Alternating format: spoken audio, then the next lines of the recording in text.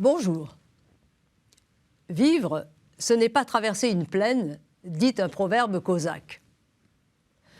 Nous ne le savons que trop. Paul évoque dans la lettre aux Romains l'existence humaine à travers une série d'expériences douloureuses auxquelles nous sommes confrontés un jour ou l'autre. La tribulation. Qui a une vie sans accroc? L'angoisse. Qui est toujours serein face à la situation familiale, politique, économique? La persécution. Il y a bien des formes de persécution, du petit harcèlement à la mise à mort. La faim. Qui peut se dire à l'abri de la faim ou de la nudité? Qui n'est pas exposé à des périls? Et même au glaive, celui de la guerre ou de la violence aveugle qui rôde dans notre monde. De telles situations nous écrasent. Or, Paul prétend le contraire. Dans ces épreuves, dit-il, nous sommes plus que vainqueurs. Inconscience exaltée? Optimisme naïf? Non. Confiance inébranlable en celui qui a expérimenté notre fragilité et pris sur lui notre péché.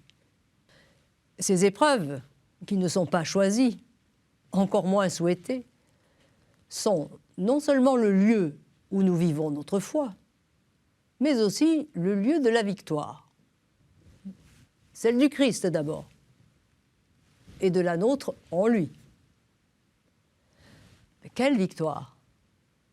Celle qui nous fait tenir debout, dignement. Celle qui creuse en nous l'amour de Dieu et l'acceptation de notre condition. Car nous nous appuyons non sur nos forces, mais sur la sienne. Triomphe véritable, mais triomphe dans la faiblesse, l'humilité et la remise de soi entre les mains de Dieu. Paul ne s'arrête pas là. Il passe en revue d'autres réalités menaçantes pour nous. L'existence même, mort et vie. Les créatures supérieures, anges, puissances, principautés.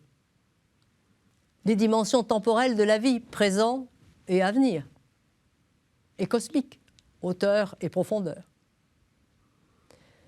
Ceci pour conclure qu'aucune force humaine, naturelle ou cosmique, rien de ce qui marque douloureusement notre limite temporelle ou spatiale, rien de tout cela ne peut nous séparer de l'amour de Dieu manifesté dans le Christ Jésus, notre Seigneur. Mieux encore, Paul a une telle confiance en Dieu qu'il a l'audace de défier la création. Il se permet de dire que le croyant triomphe, non en raison d'une potion magique que celui-ci aurait ingurgitée à la manière de certains de ses héros préférés.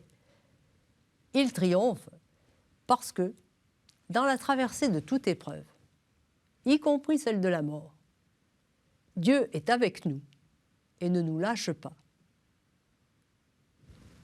À bientôt.